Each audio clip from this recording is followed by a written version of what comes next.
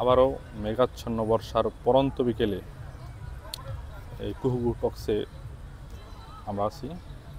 তো আমরা আরেকটা প্রশ্ন নিয়ে আলোচনা করব, সেটা হচ্ছে এই যে 36 জুলাই মানে 36 বিপ্লবের আজকে কয় মাস?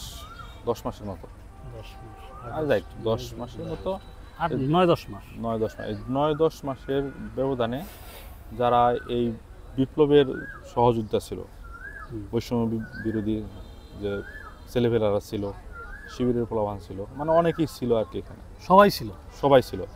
তো তাদের মধ্যে এরকম মানে বিভাজন যে সৃষ্টি হইলো, এই বিভাজন হওয়ার কারণ আসলেগুলো কি কি, এক্সাক্ট কারণগুলো কি? এইখানে বিভাজনের মেইন কারণ হচ্ছে এরা, ধরো যাদেরকে আমরা সম্মুখের যোদ্ধা বলি, তারা অবশ্যই অনেক ত্যাগ করছে, অনেক ত্যাগ স্বীকার করছে, অনেক স্ট্রাগল করছে, অনেক কিছুই করছে।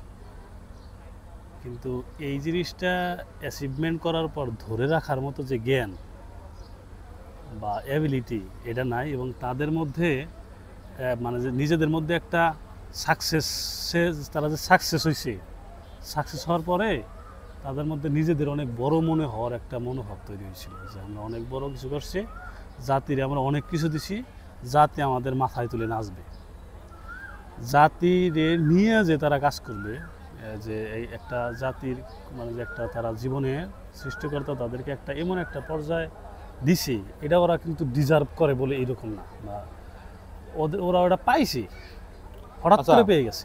আমার এইখানে আরেকটা বিষয়, আরেকটা প্রশ্ন, সেটা হচ্ছে যে কোনো ঘটনাই মানুষের জীবনে কিন্তু একই ঘটনা কিন্তু বারবার ঘটে না। এই যে বিপ্লবটা হয়েছে, এই বিপ্লব কিন্তু অনেক বছর পরে হয়েছে।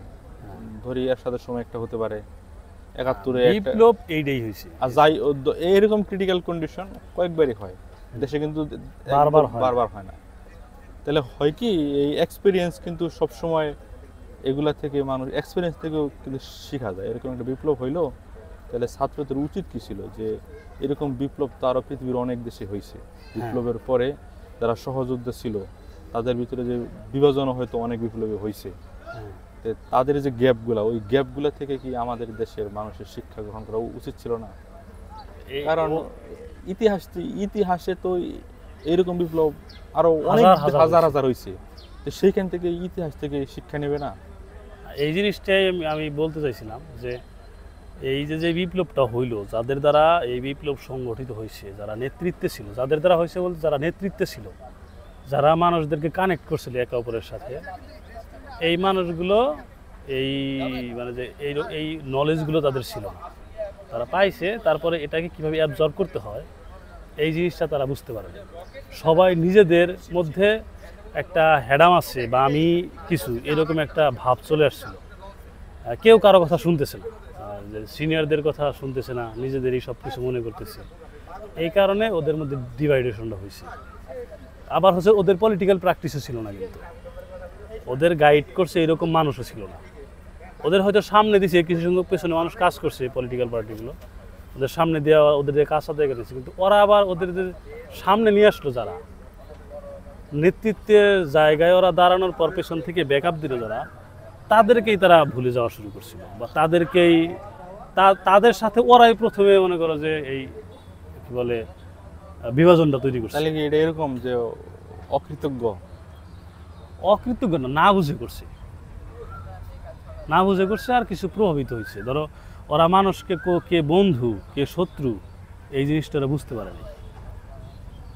ধরো এইখানে কিছু বুদ্ধিজীবীর কাছে গেছি, বুদ্ধিজীবীদেরকে মনে হয়েছে, আমরাও কিন্তু অনেক বুদ্ধিজীবীরা খুব ভালো মানুষ মনে করছিলাম, কিন্তু এখন যখন দেখলাম যে না, এই বুদ্ধিজীবীগুলো তো যে কথা বলে, এগুলো তো মানে যে অন্যের কথা বলতেছে, ওটা তো এটা একটা কথা সত্য মিথ্যা বা কার কথা বলতেছে এটা তো বোঝা যায়, যে কার কথা সার্ভ করতেছে স্পষ্ট। তো ওই জিনিসগুলো হয়তো ওরাও তখন বুঝতে পারে নাই, ওদেরকে যেভাবে বুঝাইছে এই বুদ্ধিজীবীরা, তখন তারা ওই চিন্তা করছে হয় এটা তো হতে হবে, এই হিস্ট্রিক্যাল জিনিসগুলো তুলে ধরছে, কিন্তু আসল জিনিসটা তোরা বুঝতে পারে। এই জন্যে ডিভাইডেশনটা শুরু করছে হচ্ছে ছাত্র নেতারা নিজেরাই, যাদেরকে নেতা আমরা বলি, বা যারা নেতা বানাইছে তাদের থেকেই তারা দূরত্ব বাড়ায় দিছে। আমার কথা হচ্ছে কোনটা, যে এরকম ডিভাইডেশন হওয়ার রেকর্ড অসংখ্য আছে পৃথিবীতে। তাহলে একজন সচেতন মানুষ হিসাবে নিজেকে যদি সে শিক্ষিত বুদ্ধিমান এগুলা বলে, তাহলে তো এই ধরনের ঘটনা যেখানে ঘটেছে ওই ঘটনার কি কি গ্যাপ সবগুলা ইতিহাস আছে না, লেখা আছে, আছে অবশ্যই আছে। তো সেখান থেকে উচিত ছিল না এগুলা শিক্ষা নেওয়া?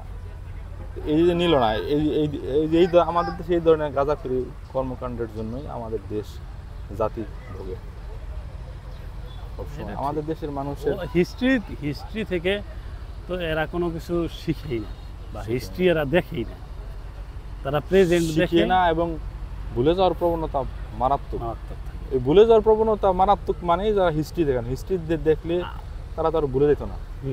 আর একটা জন্য কি বলছিল এরকম যে যে এটার না, আমি ভুলে গেছি, ওই প্রশ্ন আবার আসলে আমরা আলোচনা করে দেবো। হ্যাঁ, তবে এই যে আর একটা বিষয় কি জানো, এরা বাংলাদেশের মানুষ সচেতনতার অভাব আছে।